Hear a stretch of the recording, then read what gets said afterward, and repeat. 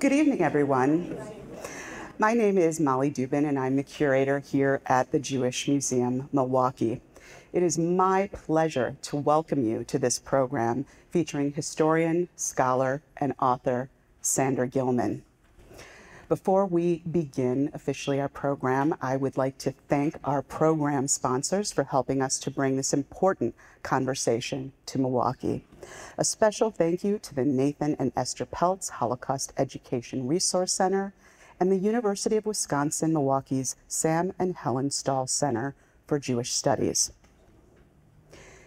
Tonight's lecture is very fitting because when the National Socialists appropriated the term degeneracy or degenerate, they applied it to both artwork and individuals which they deemed inferior in both mental and physical capacities.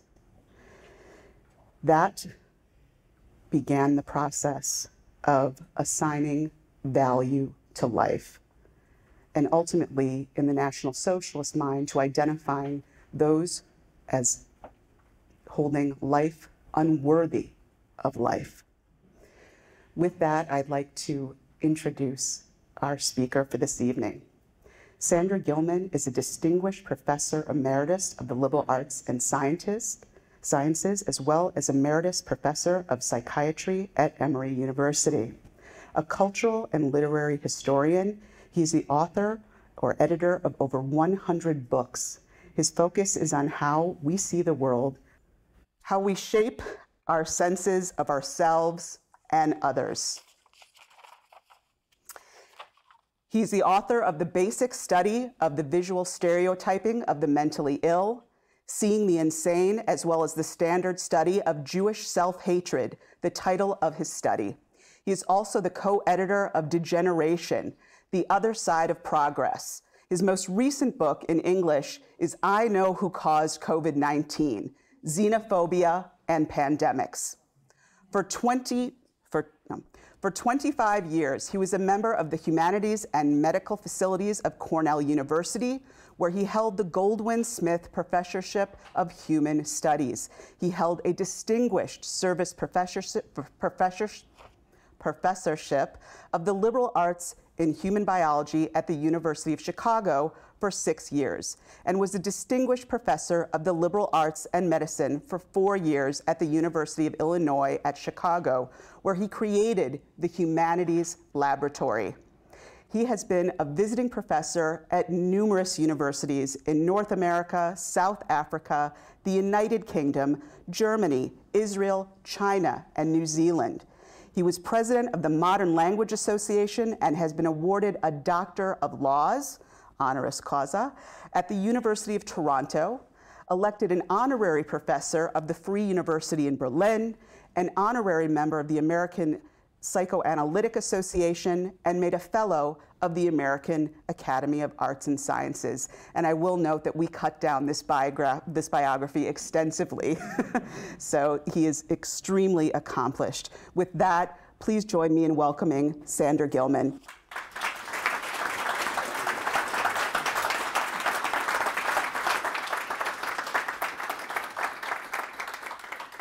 Thank you very much. And thank you, ladies and gentlemen, for coming out on this lovely evening when we should be someplace much more pleasant, thinking about much more pleasant thoughts.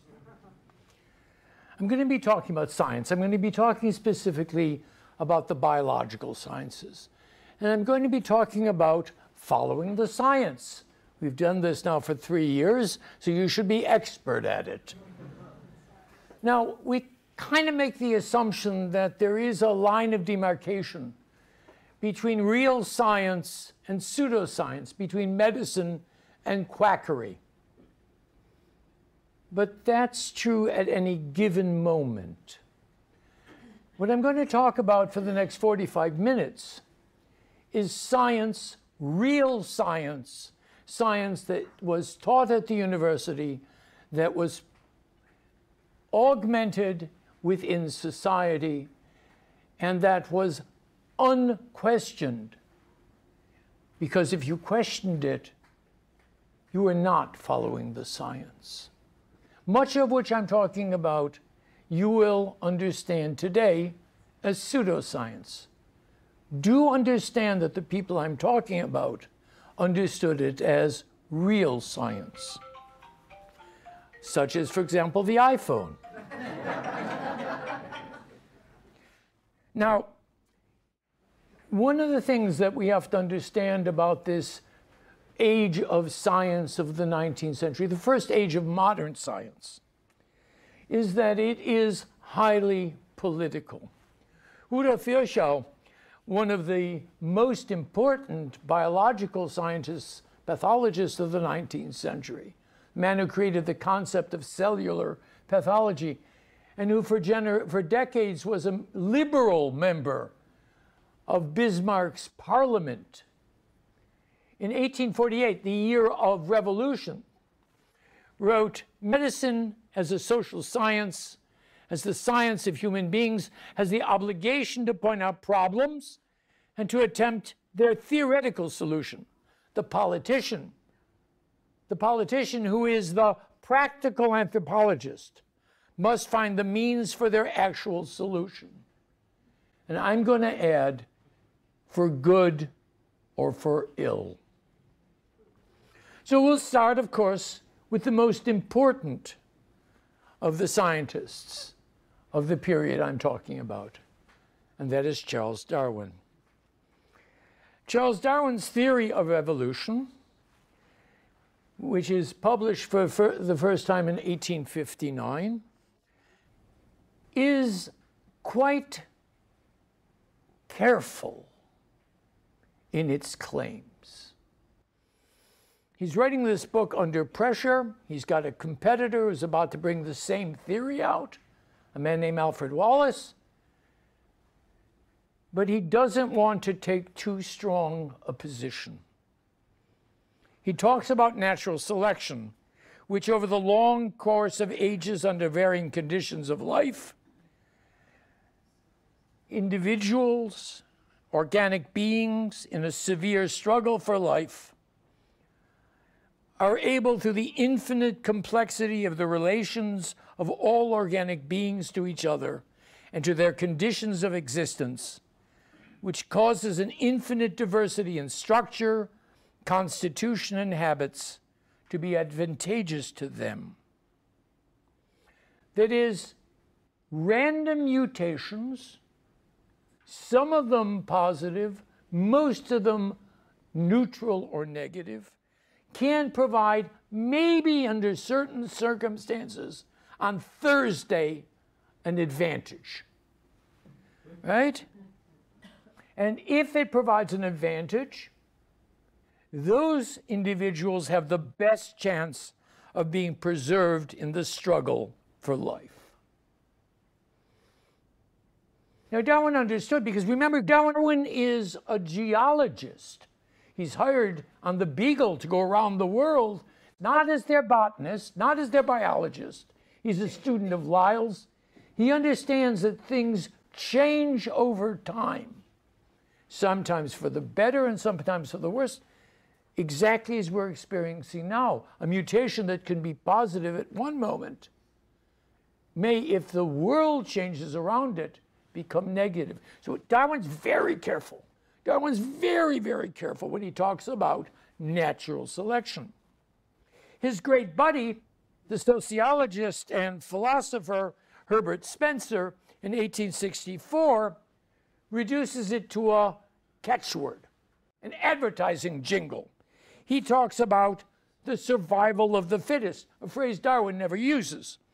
The survival of the fittest, he writes, which I have here sought to express in mechanical terms, is that which Mr. Darwin has called natural selection, or the preservation of favored races in the struggle for life. Now, races has two meanings. A meaning, a cohort, group, right? Just a collection of. We can have a race of whales, but it also has a second meaning, which in the science of the time means the races of man, right? Now, in the back of Spencer's mind, not necessarily Darwin's, is Thomas Hobbes, who 150 years early said, and you remember this from college, that the life of man, solitary, poor, nasty, brutish, and short. So maybe the survival of the fittest means that what?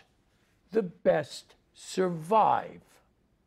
The best survive. Thomas Hobbes' answer, by the way, is good government.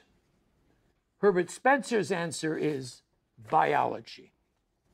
Now, both of these guys are arguing with the French biologist of the beginning of the 19th century, Lamarck, who very specifically describes how organisms change. And he says that a more frequent and continuous use of any organ gradually strengthens, develops, enlarges that organ, and gives it a power proportional to the length of time it has been so used. So if I've got a muscle and I pump iron every day, I'm going to have this strong muscle.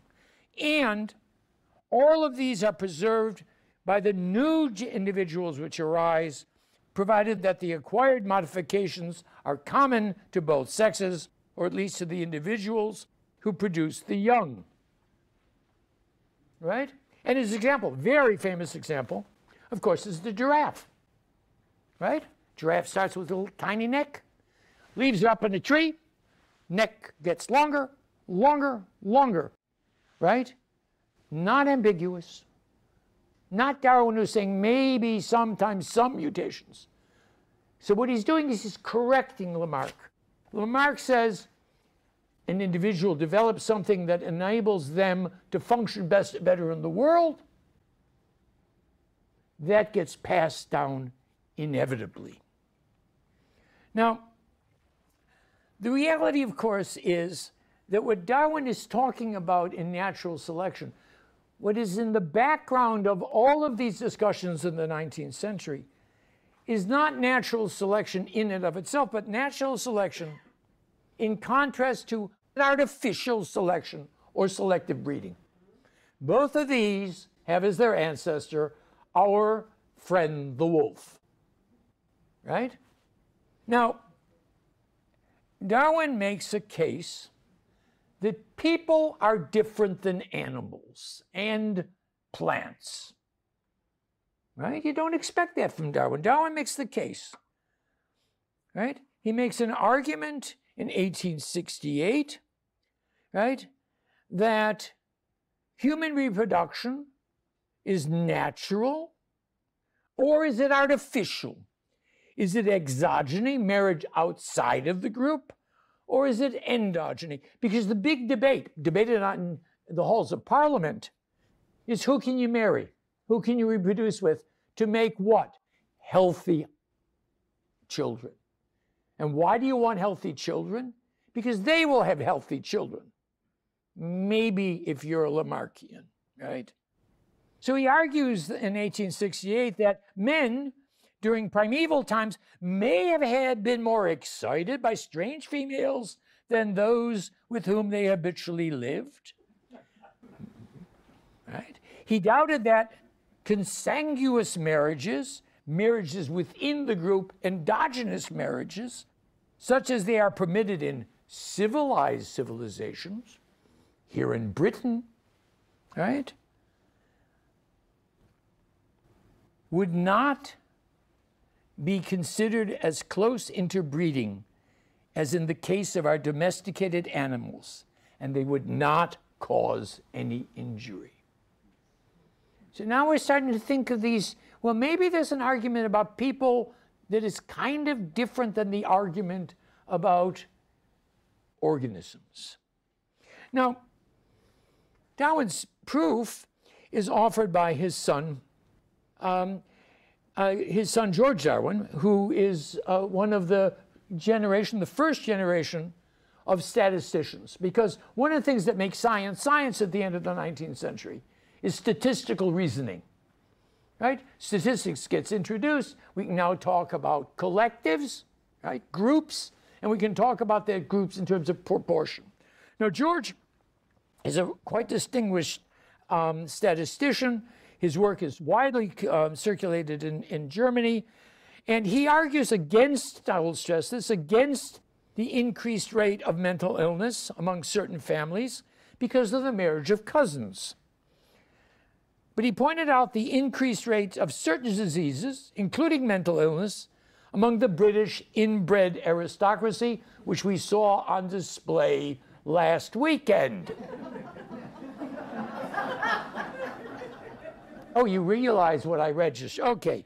He also localized the increase of mental illness in urban areas, East End of London, among the poor and the immigrants. So people are different because they make selections in whom they reproduce with. Selective breeding. Well, Darwin is married to Emma Wedgwood. Wedgwood of the famous pottery family, right? His wife was also his first cousin. Now, there's a debate, as I said, in Parliament about permitting first cousins to marry. The debate never turns into law. Out of Darwinian evolution comes eugenics. This is a wonderful logo. It's the logo of the Second International Eugenics Conference of 1921. And you can read that eugenics is the self-direction, right? It's what we've been talking about, of human evolution. And he says it's like a tree. It comes from genetics and biology and anatomy and statistics, right? The person who coins this term, eugenics, is Francis Galton, who, like, by the way, George Darwin, is of that first generation of statisticians. He develops the statistical concepts of regression and correlation, which I still don't understand. A year after Darwin's death in 1883, he gave his research on human selection a name, eugenics. Now, I will point out to you that Galton was Darwin's half-cousin, sharing a grandfather, the famed naturalist Erasmus Darwin. Now, Galtonian eugenics, right, the self-direction of human change, is divided into two parts, very mechanical. There's positive eugenics. Here's my certificate. It says that I have a perfect physical and mental balance and unusually strong eugenic love, and therefore I am going to further the race. All right? That's my card, by the way. But we also have negative eugenics, right? Only healthy seed must be sown. And by the way, the agricultural metaphors here are not accidental, right? We're talking again about the sort of breeding we're talking about with domestic animals. Check the seeds of hereditary disease and unfitness by eugenics. So you either marry good people together to get better kids, or you stop bad people from reproducing, so you get rid of them. But, you know, there's always an out. There's always a footnote. Always a footnote. And the footnote is Jim. I hate Jim. I was always the last one chosen for every team. Right? So is it possible to take inferiors, right? The people who normally you wouldn't let reproduce, and make them into maybe not as good as you, but almost kind of maybe. And how do you do it? Well, Lillian Curtis Drew, in 1923, she was at the Central School for Physical Education in New York, said, the object of gymnastics is to establish in the individual such powers of motor control as will make the erect carriage a permanent habit, an integral part of the individual rather than a static position to be assumed in the gymnasium and associated only with this environment, or to be taken on the admonition to stand up straight. To be of any real function, it must function in life. In other words, you can maybe almost kind of remake their bodies to look almost normal. Almost normal. Maybe almost normal. Who's she talking about? She's talking about the Italians and the Jews, right, in the Lower East Side of New York. Now, Francis Galton's successor as president of the International Eugenics Society is Leonard Darwin. Leonard Darwin in 1929 writes a little book called What is Eugenics? And he begins, of course, with a chapter on breeding domestic animals. He wants then to eliminate the unfit, people suffering from epilepsy to tuberculosis. He wants to sterilize the feeble-minded, and he wants to sterilize the contingent criminality, right? He wants to have family planning, right? He wants to have contraception, but he also wants to have advantageous marriages. He's in favor of cousins marrying unless the stock common to both parents is bad. But, he says, we are shocked to read, that if both parents come from good stock, like me, their children have a eugenic double advantage. Now, this is all real science. And I began by saying that that term race, which means both cohort, group, also speaks of the race of man. Because the races of man are part and parcel of 19th and early 20th century science. Race science in medicine and in biology is real. It exists in the world.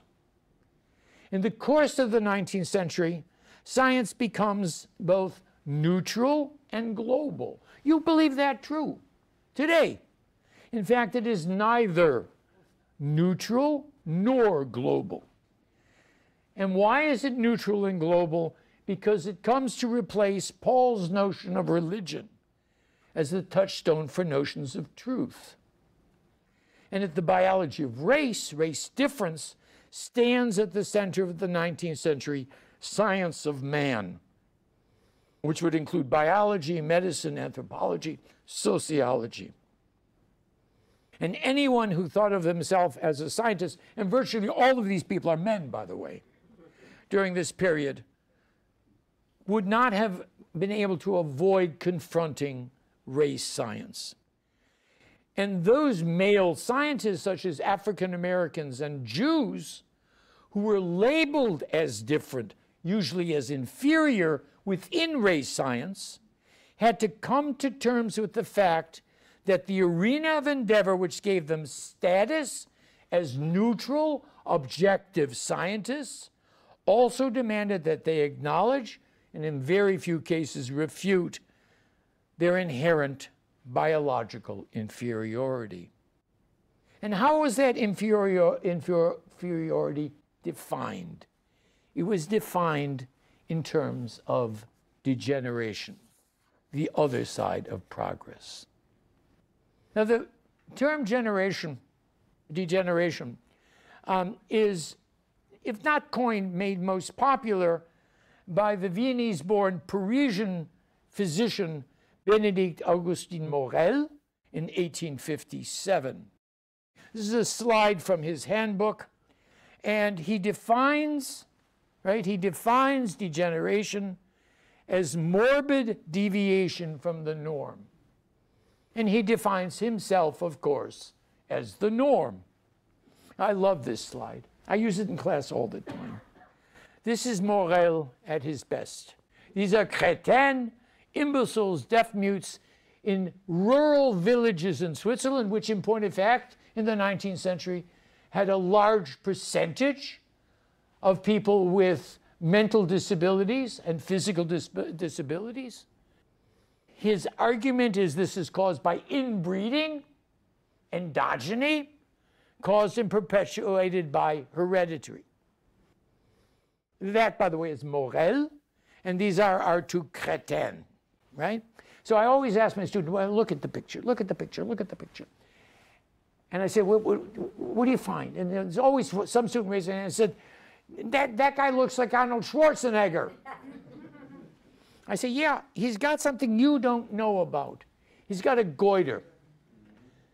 Because in 1811, iodine was discovered. And in 1838, a long time before Morel, it was discovered that the absence of iodine, such as in small rural villages in Switzerland, caused what? Hypothyroidism, with all of these horrible side effects.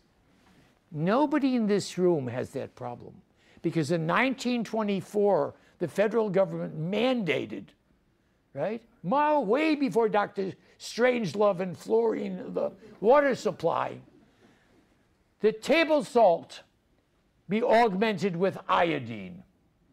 So none of my students have ever seen Arnold Schwarzenegger before, right? Now, what is important is that Morel's notion doesn't follow the science. Doesn't follow the science. It becomes a way of thinking about biological difference, visible difference. Morel's greatest popularizer was Max Nordau, second president of the Zionist organization, probably the most important Zionist after Herzl in the first generation of Zionism. His book, Degeneration, translated into about 26 languages, including Ladino, the language of the Mediterranean Jews, kind of augments Morel. Degeneration is a morbid deviation from an original type. This deviation, even if at the outset is ever so slightly contained transmissible elements of such a nature that anyone bearing in him the germs becomes more and more incapable of fulfilling his functions in the world. Fit what? For civilization, a concept that Sigmund Freud detested, right? Civilization, functioning in the world. And mental progress finds itself menaced in his descendants. Now, eugenics, right? Eugenics and degeneration theory is not merely a theory of the right or the left. It is not merely a theory of Morel, but also of Jews like Max Nordau, and the most important African-American thinker of the period, W.E.B. Du Bois. He wants to breed a better Negro race. He says that Negro race, like all other races, is going to be saved by exceptional men. African Americans must learn that among human races and groups, as among vegetables, these analogies are really interesting, right? As among vegetables, quality and not merely quantity really counts. He's as much a eugenicist as Nordau was a eugenicist. Now remember Virchow and the notion that the scientist has the theory and the politician makes the theory in the world. Well, the person who makes the theory in the world, most importantly in the 1920s, is Harry Laughlin, who is the director of the Eugenics Record Office of the Carnegie Institute. And he proposes mass sterilization in 1922 in a book called Eugenical Sterilization in the United States. And here are the people he wants to have sterilized. I want you to pay attention to the list to see if you're on it. The feeble-minded, the insane, criminals, epileptics, alcoholics, blind persons, deaf persons, deformed persons, and poor people. Oh, Harry Laughlin was on the list. He had epilepsy.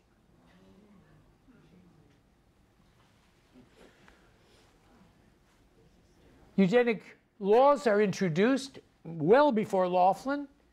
Indiana, by the way, the state that has more members of the Ku Klux Klan than any other state in the United States, has one already in 1908, right? Compulsory sterilization. But the Virginia statute is really important because Laughlin is really important. And it eventually, the law, which is drafted by Laughlin in 1924, comes before the United States Supreme Court in a case called Buck versus Bell, which is decided on May the 2nd, 1927 by a vote of 8-1. It's upheld. The Bucks, Carrie and Emma, both institutionalized because each has had an illegitimate child, are white. And that's really important in the 1920s, because the majority of people who are forcibly sterilized in the United States, 80,000 over the next decades, are African Americans. By the way, the last state to get rid of forced sterilization is the state of Oregon in 1980.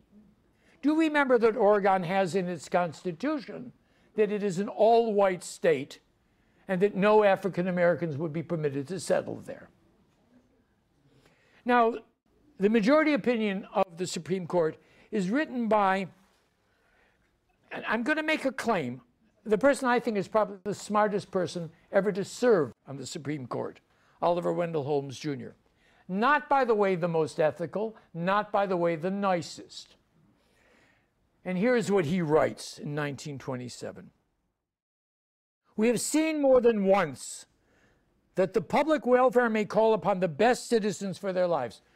World War I has just happened. A whole generation of the best and the brightest young men have been murdered in France. It would be strange if we could not call upon those who already sapped the strength of the state for these lesser sacrifices, often not felt to be such by those concerned, in order to prevent our being swamped with incompetence. This is Max Nordau, right? It is better for all the world if instead of waiting to execute degenerate offspring for crime or to let them starve for their imbecility, society can prevent those who are manifestly unfit from continuing their kind. And this is something we heard a lot of over the last 3 years. The principle that sustains compulsory vaccination is broad enough to cover cutting the fallopian tubes. And then this is perhaps the phrase that everybody knows from Buck versus Bell: 3 generations of imbeciles are enough. Now, Harry Laughlin's law in the Commonwealth of Virginia is ever so slightly rewritten when the Nazis take over in January 1933 as the law for the protection against genetically defective offspring. And the law, which is in point of fact, by the way, American eugenics law becomes German eugenics law, provided the legal basis for sterilizations. In 1934 alone, the Germans sterilized about 80,000 persons without their consent. By 1939, sterilization, which by the way continues through 1945, morphs into euthanasia, into T4, into the murder of people who are declared unfit, who, and again I'm quoting Nordau, who sap what the strengths and the economy of the nation, who do not add to the nation. What is really important for us to understand is that this is not equal opportunity sterilization, not equal opportunity euthanasia. Henry Friedlander, about 30 years ago, in an incredibly important book, pointed out that both for sterilization and for euthanasia, the first people sterilized and the first people murdered, right, at asylums like Hadamar were Jews. All right? So this is not equal opportunity. Now, the case study, surprise, surprise for this evening, are the Jews, the end of the 19th and the beginning of the 20th century. So let us start with our old friend, Charles Darwin's cousin, Francis Galton, who in 1910 offers an interview to the Jewish Chronicle of London and finds admirable the hygienic regulations of the Mosaic Code, which contributes to the fitness of the Jewish race, right? Ritual slaughter, the circumcision, not eating pork. He also likes the fact that Jews have lots of kids, that they enjoin the multiplication of the human species. But, for him, the most important thing, 1910, right before he dies, it is still more important to determine that children shall be born from the fit and not the unfit. Let's go back a little bit. Let's go back to 1885. Herbert Spencer, you remember Herbert Spencer, Survival of the Fittest? Great buddy of Darwin, great buddy of Galton, belonged to the same clubs. Suggested to Galton that, you know, there's this new invention called photography. By the 1880s, it's 40 years old. He says, I bet you, if you take a whole bunch of photographs of people in asylums, if you take a whole bunch of people in prison and you overlap them, right, multiple exposures, take 10 negatives and overlap them, you'll get a type. You'll get the essence of what a person in the asylum, a person, the criminal is. Galton says, damn, that's a good idea. Calls up the principal of the Jews' school in the East End of London and says, I'm coming with my photographer on Monday. I want to take photographs of your students. Now you can see the principal panicking, right? You just see, holy mackerel, Charles Darwin's cousin, Francis Galton, is coming to school. He says to the kids, hey, look, you wash your faces, you put on a tie, you be on your best behavior. Galton comes with his camera, takes a whole bunch of photographs, goes back to his lab, superimposes them one upon the other, and gets types. And gets what he describes, these are all quotes from Darwin, as the typical features of the modern Jewish face.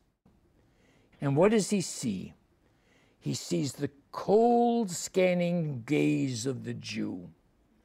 There was no sign of diffidence in any of their looks, nor of surprise at the unwanted intrusion. I felt rightly or wrongly that every one of them was coolly appraising me at market value, without the slightest interest of any other kind.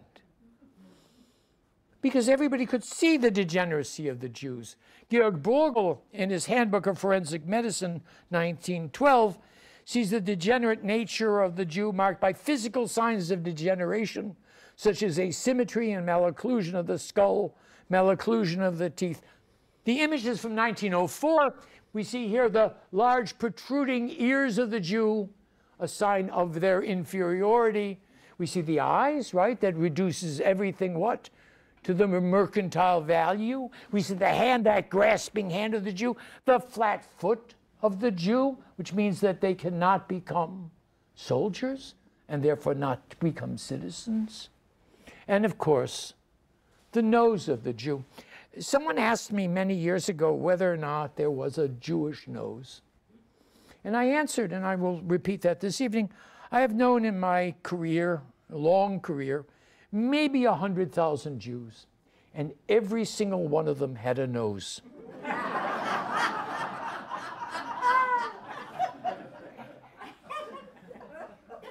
But why are the Jews degenerate?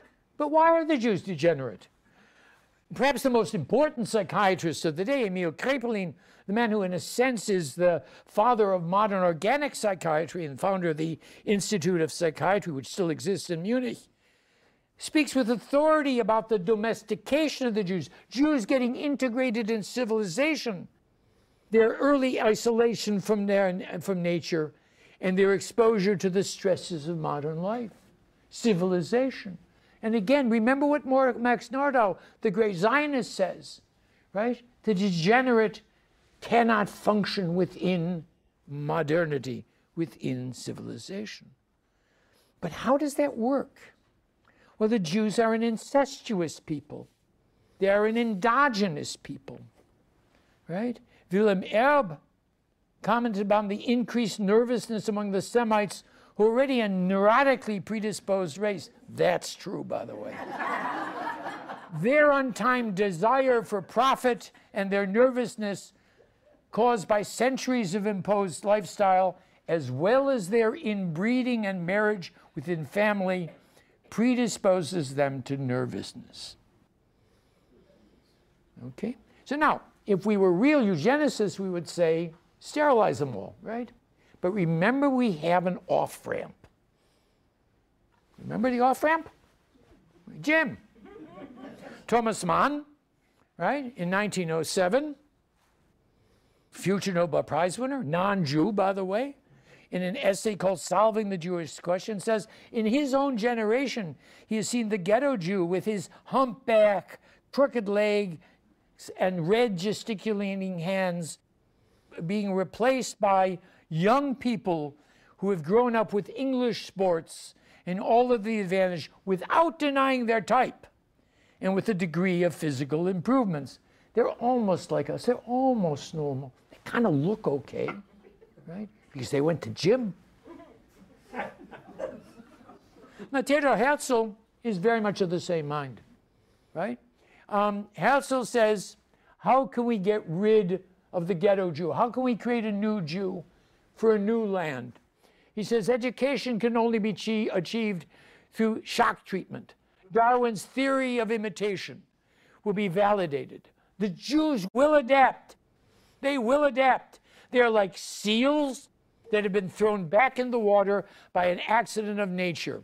If they return to dry land and manage to stay there for a few generations, their fins will change back into legs.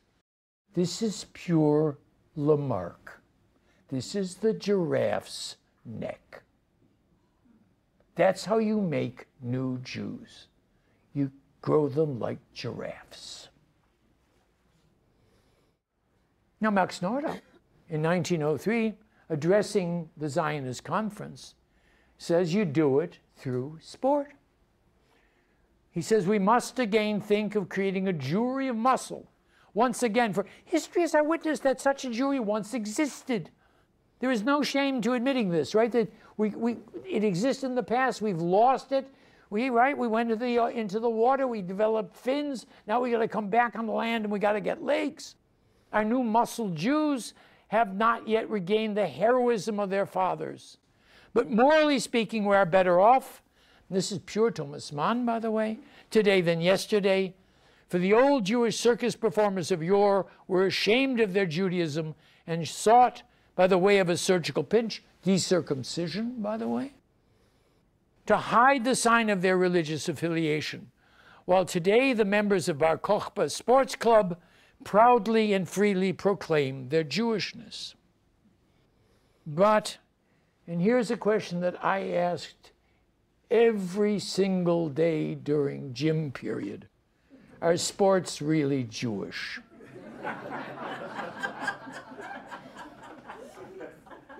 When the philosopher, Jewish philosopher and educator Franz Rosenzweig visited one of the Maccabi Deutschland sports clubs founded in 1903. This is, by the way, Rosenzweig in the First World War in uniform.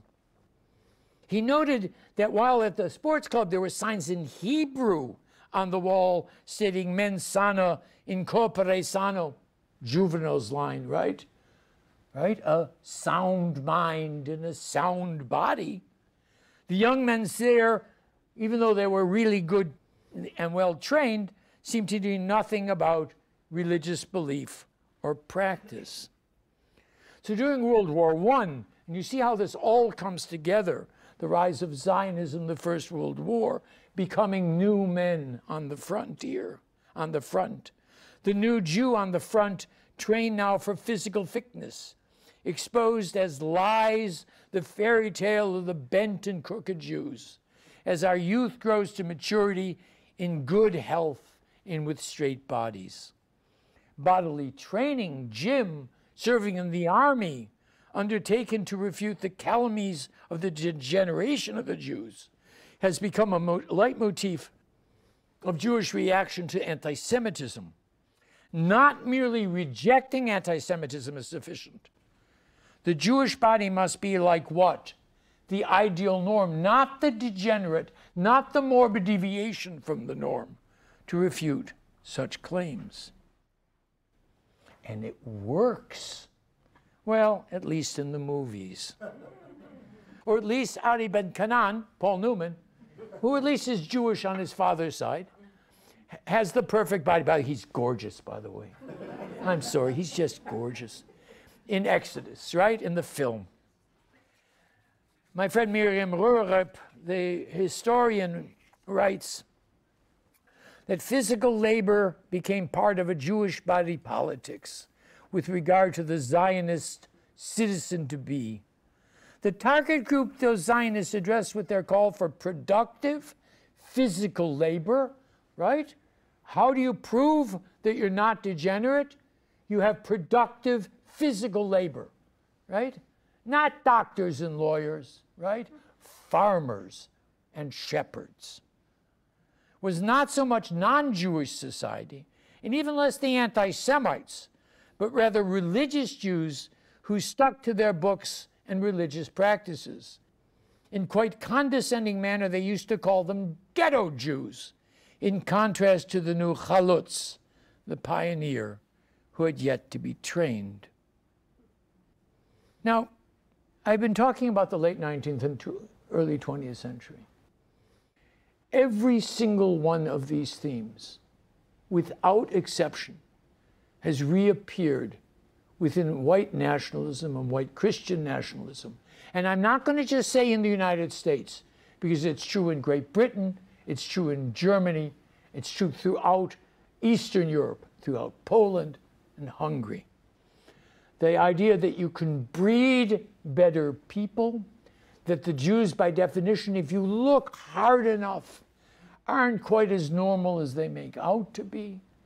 That in point of fact, what we can do from generation to generation is to breed better, more normal, in the sense that they define normal, human beings. We live in an age in which the ambiguity of evolution is being replaced by the politics of a certainty of change. Now, this may well be an anomaly. This may well be an off-ramp, because after the Holocaust, everything that I talked about became taboo. Eugenics was thrown out with the bathwater. As I said, it took until 1980 in Oregon, but eventually all of the sterilization laws were gotten rid of. Race science disappeared, only to reappear early on within genetic arguments about genetic cohorts, quickly replacing the word race, because people like myself said, you can't use that word anymore, with other terms like ethnic cohort.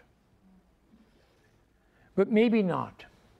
Maybe what we're looking at is a desire to have some control over the world. And following the science may well mean interpreting the science in ways that you find politically opportune and politically useful. I began with Virchow's talk about the difference between the scientist and the politician. And I ended it with the warning that the claim that the politician puts science into practice can be very problematic. And I leave you with that problem to wrestle with. I thank you for your attention.